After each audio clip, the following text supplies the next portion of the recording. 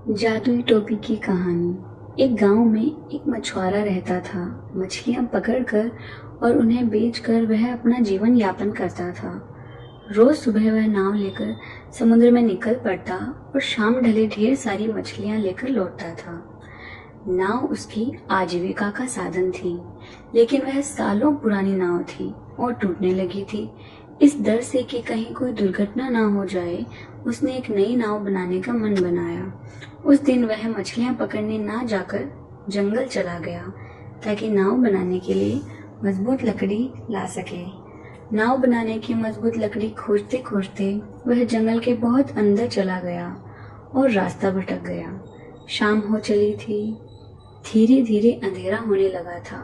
मछुआरे को समझ नहीं आ रहा था कि क्या करे, कहाँ जाए। तभी बादल घिर आए, बिजली चमकने लगी और जोरों की बारिश शुरू हो गई। मछुआरा रुकने के लिए आसरा खोजने जल्दी जल्दी आगे बढ़ने लगा। तभी किस्मत से उसे एक झोंपड़ी दिखाई पड़ी। उस झोंपड़ी की खिड़की से लालटेन की रोशनी नजर आ रही थी। मछुआरा उस झोंपड़ी के पास पहुंचा और दरवाजा खटखटाने लगा। दरवाजा एक बूढ़े व्यक्ति ने खोला। उसे देख मछुआरे ने सारा हाल कह सुनाया और बोला, बाबा, मैं बड़ी मुसीबत में हूँ। ऐसी अंधेरी रात जंगल में कैसे गुजारूं? रात भर के लिए मुझे अपने घर आसरा दे दो। बूढ़े ने उसे घर में बुला लिया। मछुआरे ने देखा कि उस घर में एक बूढ़ी औरत भी है। उसने अनुमान लगाया कि वह अवश्य बूढ़े आदमी की पत्नी होगी। उसने उसे प्रणाम किया, लेकिन बूढ़ी औरत ने कोई उत्तर नहीं दिया और एक कोने में बने चूल्हे पर खाना बनाने लगी। बूढ़े व्यक्ति ने एक चटाई बिछाई और मछुआरे को उस पर बैठने को कहा। मछुआरा चुपचाप चटाई पर बैठ गया और इधर उधर देखने लगा। बूढ़े आदमी ने उससे कोई बात नहीं की। उसने बूढ़ी औरत से भी कोई बात नहीं की। उनका व्यवहार देख मछुआरा चकित था। कुछ देर बाद बूढ़े व्यक्ति ने मछुआरे को भोजन दिया और स्वयं भी बूढ़ी औरत के साथ भोजन करने लगा। फिर वो दोनों सो गए। मछुआरा भी चटाई पर लेट गया, लेकिन उसे नींद नहीं आ रही थी। वह लेटे लेटे बूढ़े आदमी और औरत के बारे में सोच रहा था। दोनों उसे रहस्यमयी लग रहे थे।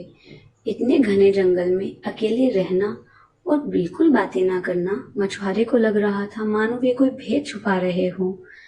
वह ये सब सोच ही रहा था कि उसे एक आहट सुनाई पड़ी। उसने आंखें घुमाकर देखा तो हैरान रह गया। बूढ़ा आदमी धीरे धीरे एक संदूक के पास गया और उससे एक टोपी निकाल ली। फिर उसे पहनकर बोला, गिली गिली छू, उठ जा तू। इतना कहते ही बूढ़ा गायब हो गया। थोड़ी देर बाद बूढ़ी औरत उठी और संदूक के पास जाकर उसने एक टोपी निकाल ली। फिर उसे पहनकर वह भी बोली, गिली गिली छू, उठ जा तू, और गायब हो गई। यह देखकर मछुआरा हक्का बक्का रह गया। अब वह झोंपड़ी में अकेला था। उसने सोचा कि देखता हूँ उस संदूक में आखिर क्या है। वह संदूक के पास गया और उसे खोल दिया। उसने देखा अंदर एक टोपी पड़ी हुई है। उसने वह टोपी निकाली और पहन ली। फिर बोला, गिली गिली छू, उठ जा तू। इतना कहते ही उसकी आंखों के सामने अंधेरा छा गया। उसे महसूस हुआ कि वह उड़ रहा है। कुछ देर बाद जब अंधेरा छटा तो उसने खुद को एक महल की रसोई में पाया। बूढ़ा आदमी और औरत भी वहां थे और एक कोने में बैठकर खाना खा रहे थे। मछुआरे को वहां देख वे आश्चर्यचकित रह गए, लेकिन बोले कुछ नहीं। जल्दी जल्दी खाना खत्म किया और महल की रसोई में रखे सोने चांदी के बर्तन अपनी झोली में डाल लिया। फिर टोपी पहनकर बोले, गिली गिली छू, उठ जा तू, और गायब हो गए। मछुआरा अपने स्थान पर खड़े खड़े रसोई का मुआयना करने लगा। स्वादिष्ट खाने की खुशबू जब उस तक पहुंची तो उसे भूख लग आई। उसने सोचा कि मैं भी खाना खा लेता हूँ और वह खाना खाने लगा। खाना खाने के बाद उसे नींद आने लगी। दिन भर जंगल में भटकने के कारण वह बहुत थका हुआ था।